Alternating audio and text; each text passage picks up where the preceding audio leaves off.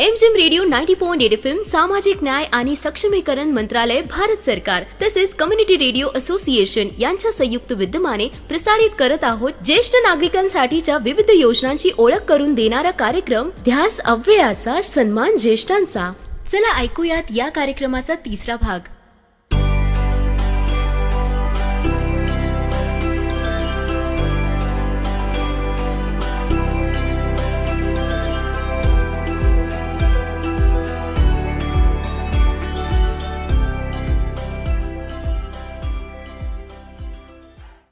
आजोबा, अहो आजोबा कुठे आहात तुम्ही? आपल्याला कार्यक्रम सुरू करायचा आहे ना. आलो आलो बाळा आलो. चला ना लवकर. अरे थोडा वेळ थांब. अगं माझं वय झालंय, तुझ्या लक्षात नाही का? थोडा तर वेळ लागणारच ना मला. अहो हो आजोबा, पण आपले श्रोते वाट बघतात ना. हो हो हो हो समजतंय मला, समजतंय. हा बघ झालो झालो तयार. गुड. चला चला पटकन आपल्या स्टुडिओ मध्ये जाऊया. येस. हमारे बुजुर्ग हमारा सम्मान. सपनों का बादल तुझे बुलाए. कहते हैं बुजुर्गों की दुआ में असर बहुत है.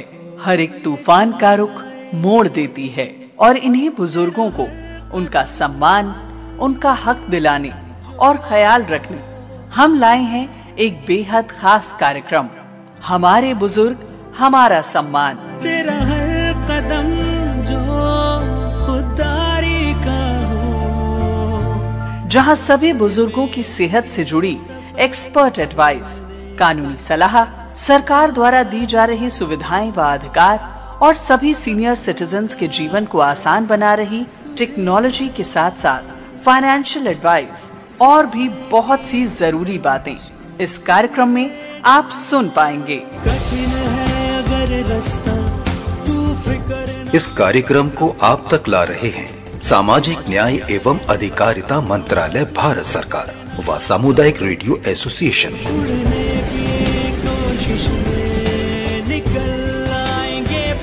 तो अपने बुजुर्गों को दीजिए सम्मान पूर्वक जीवन और अधिकार. कार्यक्रम हमारे बुजुर्ग हमारा सम्मान के साथ.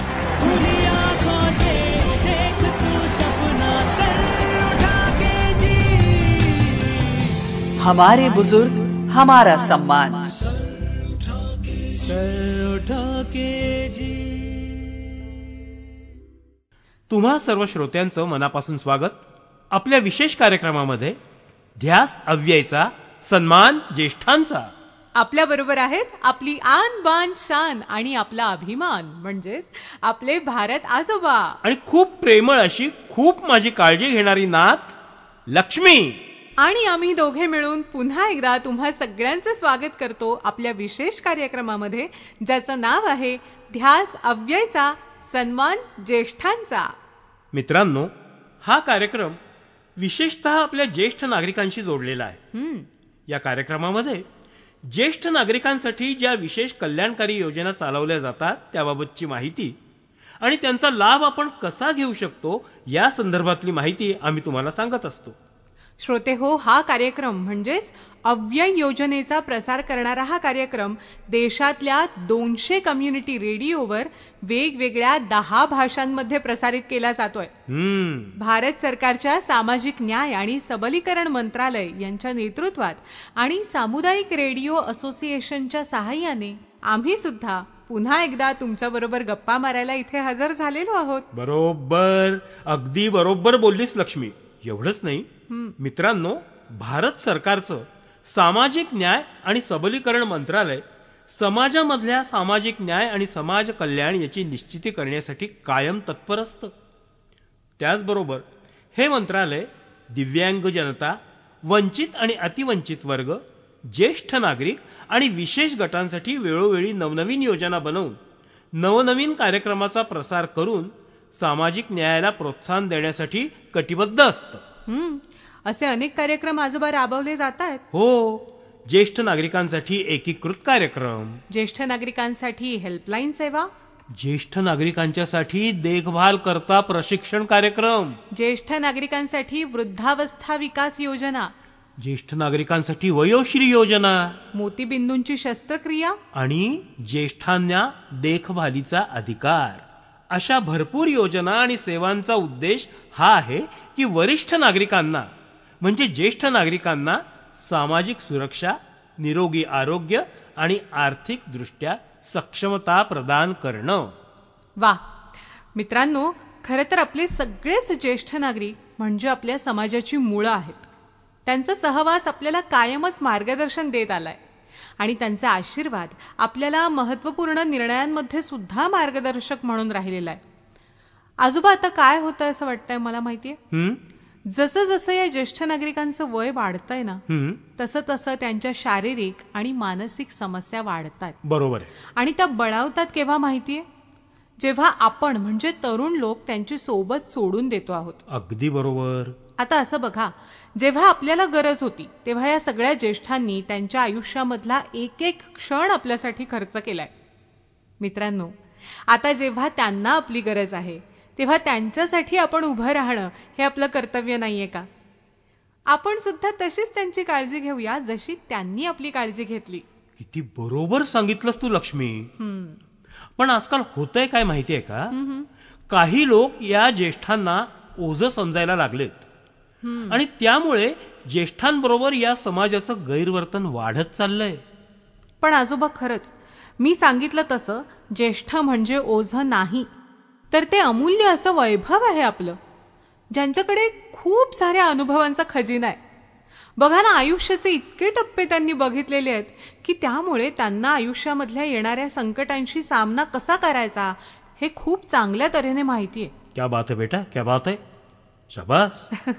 अगं, मला खरंच तुझा अभिमान वाटतो. थँक्यू. पण आजकालची पिढी हे समजेल तर ना. पण सरकारला या विषयाचं गांभीर्य कळलेलं आहे. येस.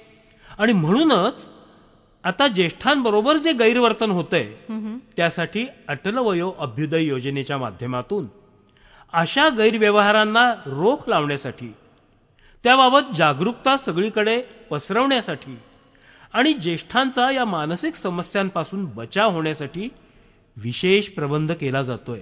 आणि याची सुरुवात केली आहे भारत सरकारच्या सामाजिक न्याय आणि सबलीकरण मंत्रालयानं. अगदी बरोबर आजोबा. अटल वयो अभ्युदय योजनेचा उद्देशच आहे तो म्हणजे ज्येष्ठ नागरिकांना सशक्त बनवणं, त्याचबरोबर त्यांच्या विरुद्ध जो काही मानसिक शारीरिक गैरव्यवहार होतोय, त्यांच्याशी जे गैरवर्तन केलं जात आहे, जी हिंसा केली जाते, अशा घटनांच्या विरुद्ध त्यांना जागरूक करणं आणि या घटनांच्या विरुद्ध आवाज उठवण्यासाठी सुद्धा त्यांना तयार करणं. बरोबर बरोबर लक्ष्मी, अगदी बरोबर. अगं, तुला माहितच आहे, आपण आधी श्रोत्यांना सांगितलंय की अटल वय अभ्युदय योजनेच्या माध्यमातून 14567 ही राष्ट्रीय हेल्पलाईन निर्माण केली गेलेली आहे. बरोबर. ती ज्येष्ठ नागरिकांना कायदेविषयक सल्ला आणि मार्गदर्शन दोन्ही करत असते. अगदी. या हेल्पलाईनच्या माध्यमातून ज्येष्ठ नागरिकांबरोबर जो दुर्व्यवहार होतो, आर्थिक मुद्दे किंवा इतर अधिकारांच्या संदर्भात ज्या काही समस्या येतात, या सगळ्यांच्या बाबतीत कायदेविषयक मदत मिळण्यासाठी मार्गदर्शन केलं जातं. कौन सुनता है उनकी जो सालों से हमारी सुनते आए हैं, हमारे लिए मेहनत करते आए हैं. आज जीवन की वृद्ध अवस्था में हमारे बड़ों की सुनने वाला कोई नहीं है.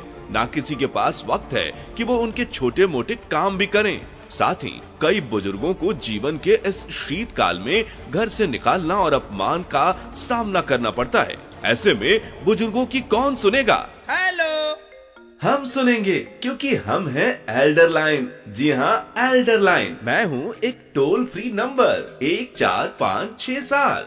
सुबह 8 बजे से रात्रि 8 बजे तक मैं आप वृद्ध जनों की सुनूंगा. एल्डर लाइन का दृष्टिकोण वरिष्ठ नागरिकों से जुड़ना, उन्हें विनम्रता के साथ सेवा प्रदान करना है. एल्डर लाइन वृद्ध जनों की शिकायतों को सुलझाता है, जरूरी जानकारी देता है. साथ ही एल्डर लाइन बुजुर्गों के पास जाके उनकी स्थिति भी जानता है और बुजुर्गों के कार्य सामूहिक रूप से निपटाता है. तो अब ये ना कहें कौन सुनेगा बुजुर्गों की. अगर समस्या हो तो एल्डर लाइन 14567 पर अभी कॉल करें और साथ सहयोग पाएं, वो भी सम्मान के साथ. तो आज ही आप अपने स्पीड डायल में 14567 को सेव करें. कोई समस्या तुरंत डायल करें. हमारे बुजुर्ग हमारा अभिमान, CRA द्वारा निर्मित और सामाजिक न्याय और अधिकारिता मंत्रालय के द्वारा जनहित में जारी। श्रोते हो, तुम्ही ऐकत आहात ध्यास अव्ययचा सन्मान ज्येष्ठांचा हा आपला विशेष कार्यक्रम आणि तुमच्या बरोबर आहोत मी लक्ष्मी आणि माझ्या बरोबर आहेत भारत आजोबा. किती बरोबर सांगितलं तुम्ही आजोबा आपल्या हेल्पलाईन संदर्भात. पण तुम्हाला आणखीन माहिती आहे, अटल वयो अभ्युदय योजनेच्या माध्यमातून वरिष्ठ नागरिकांसाठी कायदेविषयक अधिकारांच्या बाबतीत जागरूकता निर्माण व्हावी यासाठी कार्यक्रम सुद्धा आयोजित केले जातात. वेगवेगळ्या कार्यशाळा, अभियानं यांच्या माध्यमातून वेळोवेळी त्या संदर्भात सूचना सुद्धा दिल्या जातात. अरे वा. ज्यामुळे ज्येष्ठ नागरिक आपले कायदेविषयक अधिकार समजू शकतील आणि ते अधिकार वापरू सुद्धा शकतील. तुम्हाला एक कायदा माहितीये का आजोबा? कुठला?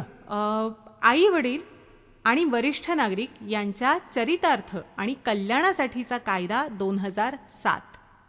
हा कायदा ज्येष्ठ नागरिकांना सन्मानाचं जीवन जगण्याचा अधिकार देतोय. वा वा वा वा, काय भरपूर माहिती आहे माझ्या नातीला. अहो एवढंच नाही, पुढे ऐका आजोबा. अटल वयो अभ्युदय योजना ही सुद्धा आई वडील वरिष्ठ नागरिक यांच्या चरितार्थ आणि कल्याणासाठी कायदा 2007 शी जोडली गेलेली आहे. या कायद्याअंतर्गत राज्य सरकार सुद्धा वृद्धाश्रम आणि इतर सुरक्षात्मक उपाय राबवण्यासाठी बांधिले. या योजनेअंतर्गत राज्यांना सुद्धा इतर कायदेविषयक अधिकारांच्या बाबतीत जागरूकता वाढवण्यासाठी आणि वरिष्ठ नागरिकांना कायदेशीर मदत मिळवून देण्यासाठी प्रेरित केलं जातं. वा वा वा, खूपच समजूतदार आहे माझी नात. मग आता मात्र मला माझ्या नातीचा अभिमान वाटायला लागला. पण बेटा, हे लोकांपर्यंत पोहोचतं कसं? ही खूप महत्वाची गोष्ट आहे. कारण योजना खूप निर्माण होतात हो, पण त्या समाजापर्यंत पोहोचल्या पाहिजेत, हो की नाही श्रोते हो? तर यासाठी सुद्धा सरकारने काही प्रबंध केलेले आहेत.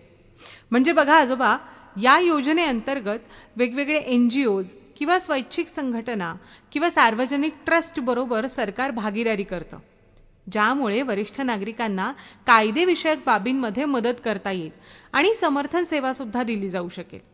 आता या संघटना काय करतात तर अटल वयो अभ्युदय योजनेच्या अंतर्गत कायदेशीर अधिकार समजावून देण्यासाठी वेगवेगळ्या सत्रांचं आयोजन करतात. बर. आणि त्या माध्यमातून मग वरिष्ठ नागरिकांना कायदेविषयक बाबींमध्ये मदत कशी मिळवायची याबद्दल मार्गदर्शन केलं जातं. अच्छा, म्हणजे याचा अर्थ असा की जर कोणी ज्येष्ठ नागरिक गैरवर्तनामुळे पीडित असेल तर पोलिसांची किंवा सरकारी संघटना किंवा NGOची सुद्धा ते मदत घेऊ शकतात. अगदी बरोबर आजोबा. पण मला ना लक्ष्मी, इथे एक प्रश्न पडतोय. जर सरकारला माहिती आहे की ज्येष्ठांबरोबरचं गैरवर्तन सध्या वाढतंय, मग त्यासाठी सरकारनं कायदा नको का करायला? आजोबा, अहो आपलं सरकार कायम नागरिकांच्या 2 पावलं पुढचा विचार करतंय. सरकारने हे गैरवर्तन रोखण्यासाठीच तर हा कायदा बनवलाय. आई वडील आणि वरिष्ठ नागरिक यांच्या चरितार्थ आणि कल्याणासाठीचा कायदा 2007. असं? म्हणजे आपण त्याबद्दलच बोलतोय? हो. नेमका ह्या कायद्याचा उद्देश काय आहे? सांगते आजोबा. ह्या कायद्याचा मुख्य उद्देश जर सांगायचा म्हटला अगदीच फ्रेम करून, तर तो असा आहे की ज्येष्ठ नागरिकांना त्यांच्या आयुष्यामध्ये मान, सन्मान आणि स्वातंत्र्य मिळवून देणं. या कायद्यामुळे ज्येष्ठ नागरिक त्यांच्या मुलांकडे किंवा त्यांच्या नातेवाईकांकडे त्यांची देखभाल करण्याची मागणी करू शकतात. हा अधिकार त्यांना कायद्याने दिलेला आहे. यामुळे त्यांची आर्थिक सुरक्षितता निश्चित होते. खरंच लक्ष्मी? म्हणजे ज्येष्ठ नागरिक आपल्या मुलांकडे अशी देखभालीची मागणी करू शकतात? हो हो आजोबा, खरंच सांगते मी. आई वडील वरिष्ठ नागरिक यांच्या चरितार्थ आणि कल्याणासाठीचा कायदा 2007 याच्या अंतर्गत देखभालीची मागणी ज्येष्ठ नागरिक करूच शकतात. या कायद्याच्या कलम 4 मध्ये तशी तरतूद केलेली आहे. बर. या विभागात वरिष्ठ नागरिक आपल्या मुलांकडून किंवा जर इतर कोणा नातेवाईकांकडे ते राहत असतील तर त्यांच्याकडून देखभाल करून घेऊ शकतात. तसा अधिकार त्यांना कायद्याने दिलेला आहे. लक्ष्मी, आता मात्र माझी उत्सुकता वाढली बरं का. नाही, आता मला पटकन सांग की याचा दावा आपण कुठे दाखल करू शकतो?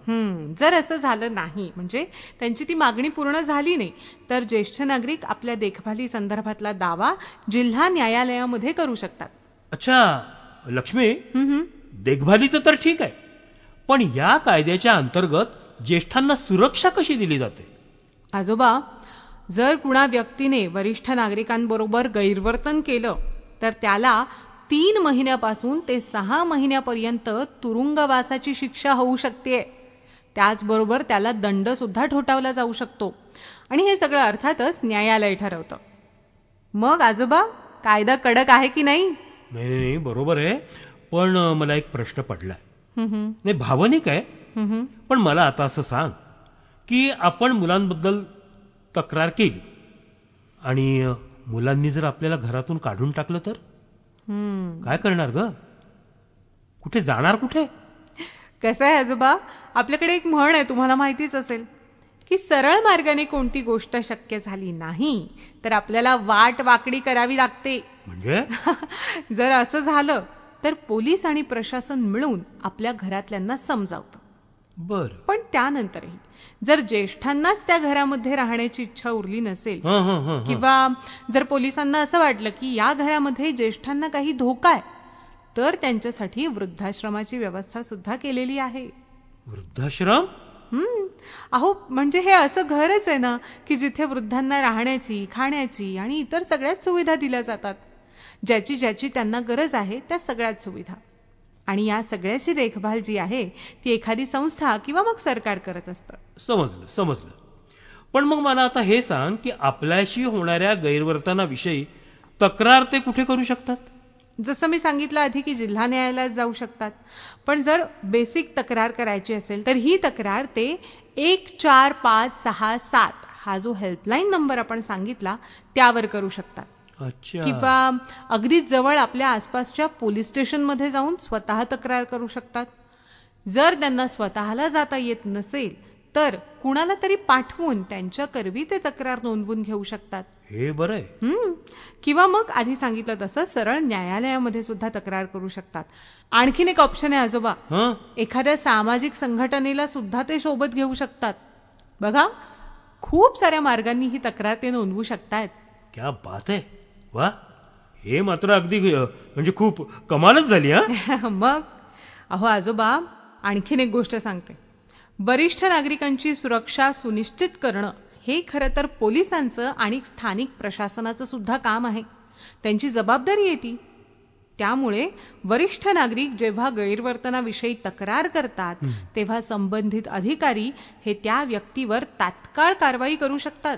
ए लक्ष्मी, तू तर अगदी आता म्हणजे वकीलच झाली आहेस की. मग नात कुणाची आहे मी. पण मला हे सांग की तुला एवढी सगळी माहिती कशी काय ग? आजोबा, ही सामान्य माहिती आहे आणि ती आपल्या सगळ्यांनाच माहिती असायला हवी. तरच तर आपण या योजनांचा लाभ घेऊ शकतो. बरोबर आहे. आजोबा, मला काय वाटतं, मी आता तुम्हाला आणि आपल्या अर्थातच सगळ्या श्रोत्यांना सुद्धा एका अधिकारी व्यक्तीचंच म्हणणं ऐकवते. प्रतिभा जोशी दलाल ह्या एक सिनियर ॲडव्होकेट आहेत आणि त्या आता आपल्याला या कायद्याबद्दल सांगतील. ऐकूया. नमस्कार. आज आपण आई वडिलांचा व ज्येष्ठ नागरिकांचा निर्वाह व कल्याण अधिनियम कायदा 2007 याची माहिती घेऊयात. आई वडिलांचा व ज्येष्ठ नागरिकांचा निर्वाह व कल्याण हा कायदा येण्यापूर्वी होत नव्हता का? तर होत होता. फौजदारी संहितेअंतर्गत स्वतंत्र अर्ज आपल्याला करता येत होता, परंतु यात अधिक वेळ जात होता आणि कायद्याच्या काही स्वतंत्र मर्यादा होता. शिवाय हा कायदा फक्त पोटगी या विषयाशी मर्यादित होता. या कायद्यातून सगळे प्रश्न ज्येष्ठ नागरिकांचे किंवा आईवडिलांचे सुटत नव्हते. म्हणून आईवडील व ज्येष्ठ नागरिक यांनाच फक्त केंद्रबिंदू करून हा कायदा तयार करण्यात आला आहे. हा कायदा आईवडील व ज्येष्ठ नागरिक यांच्यासाठी कल्याणकारी कायदा आहे. या कायद्यात आईवडील, ज्येष्ठ नागरिक यांची देखभाल व सांभाळ व त्यांची मिळकत या संदर्भात विशेष उहापोह केला आहे. तसेच जलद न्याय मिळण्यासाठी स्वतंत्र न्यायाधिकरणाची पण स्थापना करण्यात आली आहे. आज आपण ह्या कायद्याची थोडक्यात माहिती घेऊयात. या कायद्याचे वैशिष्ट्य म्हणजे आई वडील व ज्येष्ठ नागरिक यांना हा लागू होतो. सर्व धर्मातील व्यक्तींना हा कायदा लागू होतो. आई वडील व ज्येष्ठ नागरिक यांच्या मिळकतीची सुरक्षा ह्या कायद्याने तरतूद केलेली आहे. स्वतंत्र न्यायाधिकरणाची स्थापना झालेली आहे आणि नातेवाईक या शब्दाची स्वतंत्र व्याख्या करण्यात आलेली आहे. ज्येष्ठ नागरिक म्हणजे कोण, तर 60 वर्षावरील सर्व व्यक्ती ज्येष्ठ नागरिक या संज्ञेत मोडतात. मुले याचा अर्थ मुलगा, मुलगी आणि नातवंडे यांचा अंतर्भाव होतो. नातेवाईक, आपल्याला सहज प्रश्न पडेल की नातेवाईकांची व्याख्या करण्याची काय गरज आहे. तर काही ज्येष्ठ नागरिक हे निपुत्रिक असतील किंवा त्यांचा सांभाळ करणारे कोणी नसतील तर यांचे कोण नातेवाईक असतील, तर त्याचा उहापोह कायद्याने केलेला आहे. नातेवाईक याचा अर्थ ज्यांचा मृत्यू झाल्यानंतर त्यांची मालमत्ता ज्यांच्या ताब्यात येईल किंवा वारसा हक्काने ज्यांना मिळणार आहे अशी व्यक्ती नातेवाईक आहे असे या व्याख्येत सांगितलेले आहे. आणि त्यांच्यावर ह्या ज्येष्ठ नागरिकांचा सांभाळ करण्याची जबाबदारी सोपवली आहे. निर्वाह याचा अर्थ अन्न, वस्त्र, निवारा आणि वैद्यकीय शुश्रूषा याची किमान व्यवस्था करणे गरजेचे आहे, जेणेकरून ज्येष्ठ नागरिकांना किंवा आईवडिलांना सन्मानाने जगता येईल. आई वडील यांची पण व्याख्या केलेली आहे. ते म्हणजे जन्मदाते मातापिता, दत्तक मातापिता आणि सावत्र मातापिता. ह्या कायद्याअंतर्गत कोण अर्ज करू शकतो, तर आई वडील आणि ज्येष्ठ नागरिक ज्यांच्याकडे स्वतःचा सांभाळ करण्यासाठी पुरेसे साधन नाही किंवा स्वतःचा निर्वाह चालवण्यास असमर्थ आहेत अशी व्यक्ती अर्ज करू शकते. हा अर्ज कोणी करायला पाहिजे?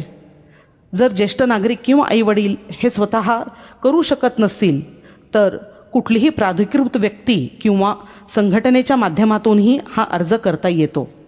हा अर्ज कुठे करायचा, तर ज्येष्ठ नागरिक अथवा आई वडील जेथे राहतात त्या ठिकाणी किंवा मुले किंवा वारसदार राहतात तेथील न्यायाधिकरणात हा अर्ज करता येतो. याची सुनावणी कशी होते, तर सुनावणीपूर्वी उभय पक्षात समझोता घडून आणण्याची जबाबदारी ही प्राधिकरणाची आहे आणि त्याची पडताळणी करण्यासाठी कन्सिलिएशन ऑफिसर किंवा समेट अधिकारी यांची स्वतंत्र नेमणूक केलेली आहे. हा समझोता न झाल्यास 60 दिवसाच्या आत निकाल देणे हे न्यायाधिकरणावर बंधनकारक आहे. जर अर्जदार 80 वर्षाच्या वरील असेल तर 60 दिवसाच्या आत निकाल देणे बंधनकारक आहे. आदेशाचे पालन न केल्यास दंडात्मक कारवाई करून पैसा वसूल करता येतो. सुनावणी घेण्यासाठी फौजदारी प्रक्रिया संहितेप्रमाणे सगळेच अधिकार हे न्यायाधिकरणाला प्राप्त झालेले आहेत. हे न्यायाधिकरण काय काय आदेश पारित करू शकतात, तर जास्तीत जास्त 10,000 रुपयापर्यंत मासिक निर्वाह भत्ता देऊ शकतात. एखाद्या ज्येष्ठ नागरिकाने किंवा आईवडिलांनी त्यांना जो मूलभूत सुविधा पुरवणारी व्यक्ती आहे किंवा गरजा पुरवणारी व्यक्ती आहे अशा व्यक्तीला ह्या अटी व शर्तींना अधीन राहून त्यांची मिळकत दान किंवा हस्तांतरित केलेली असेल आणि त्या व्यक्तीने सांभाळ करण्यास नकार दिला किंवा निष्फळ ठरला तर असे हस्तांतरण अवैध आहे असे घोषित करण्याचे सर्व अधिकार हे न्यायाधिकरणास दिलेले आहेत. हा खूप मोठा क्रांतिकारी बदल ह्या कायद्याने घडवून आणला आहे. एस वनिता या केसमध्ये सर्वोच्च न्यायालयाने न्यायाधिकरणास अधिक अधिकार दिलेले आहेत आणि स्पष्ट केले आहे की ज्येष्ठ नागरिकास किंवा आईवडिलांना त्रास देणाऱ्या व्यक्तीस घराबाहेर काढण्याचे अधिकार आहेत असे स्पष्ट केले आहे. ह्या कायद्याअंतर्गत कोणताही आदेश पारित झाला असेल आणि त्याचे पालन न केल्यास दंडात्मक कारवाई करून वसूल करता येते आणि पालन न करणाऱ्या व्यक्तीविरुद्ध वॉरंट पण काढता येते. तसेच ह्या कायद्याअंतर्गत ज्या व्यक्तीवर सांभाळ करण्याची जबाबदारी सोपवली आहे अशा व्यक्तीने जर आई वडील किंवा ज्येष्ठ नागरिकांचा परित्याग केला तर त्याला कारावास किंवा द्रव्यदंड होऊ शकतो. नामदार मुंबई उच्च न्यायालयाने रितिका प्रशांत जसानी विरुद्ध अंजना जसानी या केसमध्ये या कायद्याचा उद्देश अतिशय उत्तम पद्धतीने समजावला आहे. आपण सगळ्यांनी आपली सत्सद्विवेक बुद्धी वापरून ह्या कायद्याचा गैरवापर होणार नाही याची जबाबदारी घेऊयात. धन्यवाद. श्रोतेहो, प्रतिभा जोशी दलाल यांनी आता आपल्याला या कायद्याबद्दल सांगितलेलं आहे. तुम्ही ऐकत आहात कार्यक्रम ध्यास अव्ययचा, सन्मान ज्येष्ठांचा. बुढ़ापा अभिशाप नहीं, बुढ़ापा बनेगा उत्सव जिंदगी का. अटल वयो अभ्युदय योजना बनाए बुजुर्गों की जिंदगी को आसान, लौटाए उनका खोया हुआ स्वाभिमान. कहा जाता है बुढ़ापा अपने आप में एक रोग है. उम्र बढ़ने के साथ हमारे बुजुर्गों को होती है कई तरह की शारीरिक समस्याएं. ऐसे में गरीब असहाय वरिष्ठ नागरिकों के पोषण के लिए सरकार ने उठाए हैं कदम. अटल वयो अभ्युदय योजना दिलाती है बुजुर्गों को सही पोषक भोजन। लगभग 50,000 बुजुर्गों को लाभ देने के लिए 39.6 करोड़ बजट में आवंटित किए गए हैं, जिससे होगा हमारे वरिष्ठ जनों का अभ्युदय। साथ ही सहारा बनी वरिष्ठ जनों का राष्ट्रीय वयोश्री योजना, जिसमें गरीबी रेखा के नीचे के हमारे सम्माननीय वरिष्ठों को मिलेंगे सहायक उपकरण और जीवन सहायक यंत्र जैसे व्हीलचेयर, हियरिंग हेड, वॉकर, जिससे खिल उठी हमारे बड़ों की खोई मुस्कान, क्योंकि हमारे बुजुर्ग हमारा अभिमान। CRA द्वारा निर्मित सामाजिक न्याय एवं सशक्तीकरण मंत्रालय, भारत सरकार द्वारा जनहित में जारी। चला तर आता आपण ऐकूयात आपल्या ज्येष्ठांना जे वृद्ध आश्रम मध्ये राहतात तर तिथे त्यांची कशी काळजी घेतली जाते, काय सोयी सुविधा असतात हे आपण ऐकूया त्यांच्याकडून। राजी, तुमचं नाव काय? लता उपळेकर, मी शिक्षिका होते, हायस्कूल टीचर, 12वी पर्यंत इंग्लिश विषय हा शिकवलाय। अच्छा। आणि निवृत्ती होऊन बरेच वर्ष झाली, 15-20 वर्ष। ओके। आणि इथं किती वर्षापासून तुम्ही? इथे या एप्रिलमध्ये 10 वर्ष पूर्ण होतील। ओके, 10 वर्षापासून इथं राहतात। तर कसं वातावरण आहे या पूर्ण वृद्धाश्रमाचं? वातावरण म्हणजे असं कसं म्हणजे काय, इथे येणारा प्रत्येक वृद्ध थोडासा घाबरलेल्या अवस्थेत येतो, पण इथे राहिल्यावर त्याचं आयुष्यच वाढतं, इतकं सुंदर वातावरण इथे आहे। आणि इकडची जी कार्यकारिणी आहे, मुख्य म्हणजे अध्यक्षा मालतीताई करंदीकर, ज्यांना आम्ही मॅडम म्हणतो, आणि उपाध्यक्ष अनिल सावे, आणि त्यांचे सर्व कार्यकारिणी सदस्य एकमताने काम करतात। इतकं सुंदर काम चाललेलं आहे की आम्हाला म्हणजे घरापासून दूर हे तर आम्हाला सल किंवा दुःख असतंच, परंतु वृद्धांची आयुष्याची संध्याकाळ सोनेरी कशी होईल हे बघण्याचं ते काम करतायत। आणि हा करार त्यांनी या सर्व कार्यकारी मंडळींनी, अध्यक्षांनी, उपाध्यक्षांनी ईश्वराशी केलेलं आहे, त्यामुळे काम फार सुंदर चाललेलं आहे। इथे शरीराप्रमाणे मनाची पण काळजी घेतली जाते आणि जेवण तर सुंदरच असतं। सकाळी संध्याकाळी 2-2 भाज्या वगैरे असतात, कढी, खिचडी, संध्याकाळी बुरदाना पचेल असं। सकाळी खूप सुंदर जेवण असतं, कोशिंबीर, भाज्या वगैरे सर्व, जे घरी पण आपण कधी कधी कंटाळा करतो की 2 भाज्या 2दा कशाला करायच्या, पण इथे आम्हाला मिळतं। आणि विशेष म्हणजे इथे मनाची काळजी घेतली जाते वृद्धांच्या।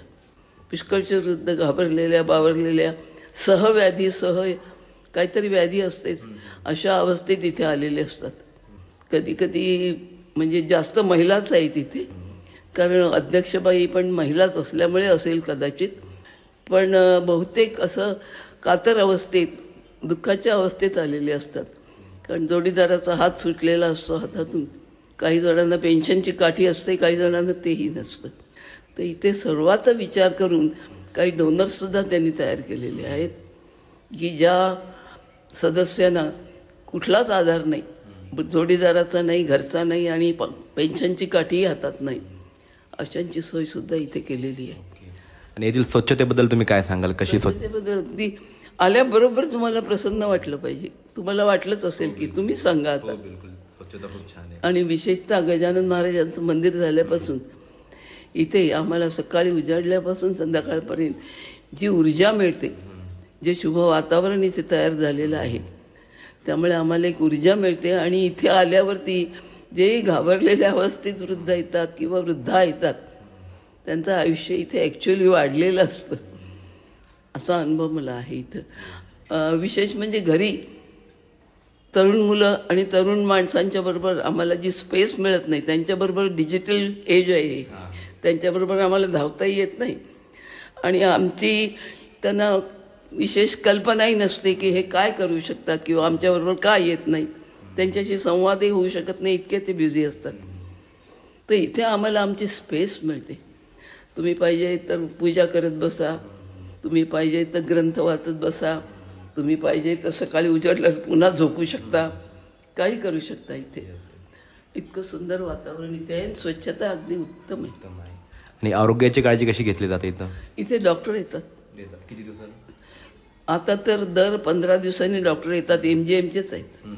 त्याच्या आधी डॉक्टर महाजन बोलवलं की लगेच येतात निशुल्क काही ना सेवा देतात आणि पाहिजे तर नातेवाईकांना कळवण्याच्या आधीच ते पाहिजे असेल तर हॉस्पिटलायझेशनसुद्धा करतात इथे आणि नंतर नातेवाईकांना कळतं की या हॉस्पिटलमध्ये आपला पेशंट. इतकी उत्तम सोय आहे.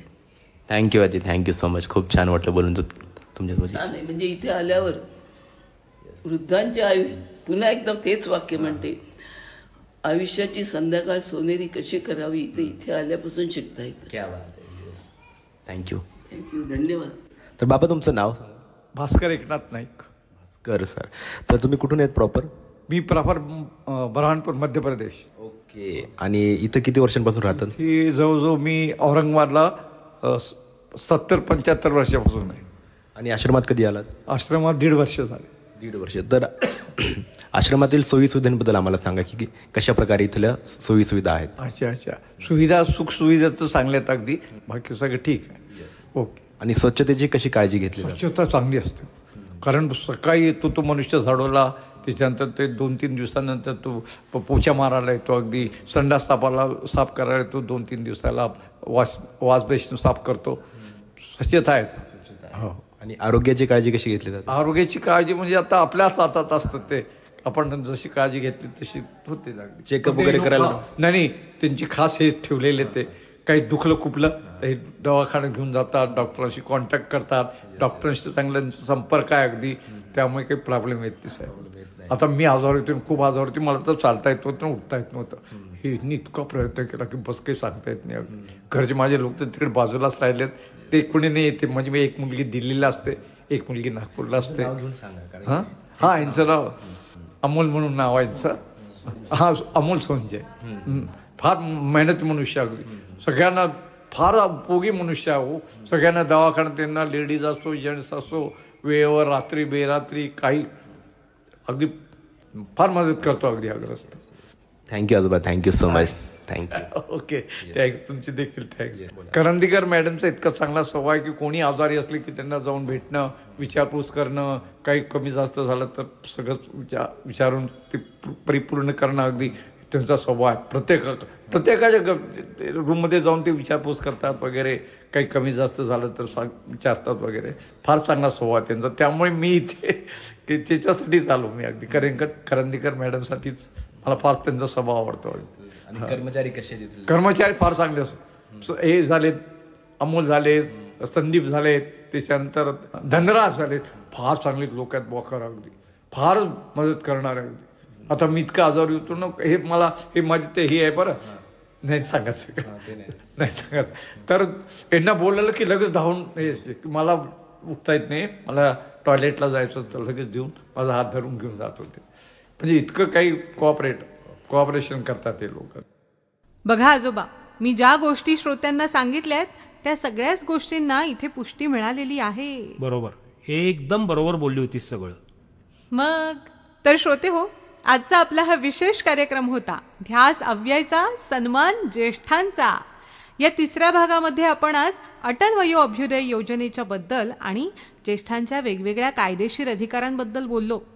हा कार्यक्रम आपण प्रसारित करतो आहोत भारत सरकारच्या सामाजिक न्याय आणि सबलीकरण मंत्रालय यांच्या सौजन्याने आणि सामुदायिक रेडिओ असोसिएशनच्या मार्गदर्शनासह. मित्रांनो, अटल वयो अभ्युदय योजना फक्त एक सुविधा नाहीये, ती एक मोहीम आहे जी माझ्यासारख्या ज्येष्ठ मित्रांना समृद्ध जीवन जगण्यासाठी मदत करते. बरोबर आजोबा. अटल वयो अभ्युदय योजना आपल्या ज्येष्ठांना तो सन्मान पुन्हा एकदा मिळवून देते जो त्यांना खूप आधी मिळत होता. त्याचबरोबर ही योजना ज्येष्ठांवरले अत्याचार, त्यांच्याशी होत असलेलं गैरवर्तन याच्या विरुद्ध आवाज उठवण्यासाठी सुद्धा त्यांना सशक्त बनवते. त्याचबरोबर आपण हेल्पलाईन सांगितलीच आहे 14567, ही सुद्धा आपल्या ज्येष्ठ नागरिकांसाठी काम करते, जिच्या माध्यमातून ते कायद्यांच्या बाबतीत माहिती मिळवू शकतात, मानसिक आधार मिळवू शकतात आणि त्यांच्याबद्दलच्या योजनांची सुद्धा माहिती मिळवू शकतात. तेव्हा मित्रांनो, लक्षात ठेवा, आपली ज्येष्ठ नागरिक ही आपली शान आहे. अनुभव आणि ज्ञानाची ते अद्भुत खाण आहेत. तेच आहेत आपली ओळख आणि तेच आपला स्वाभिमान आहे. जमलंय आपल्याला आजोबा. तेव्हा श्रोते हो, आता आम्हाला अनुमती द्या आणि पुन्हा एकदा आपली भेट होईलच पुढच्या भागांमध्ये. तोपर्यंत हसत रहा, खुश रहा आणि काळजी सुद्धा घ्या. नमस्कार.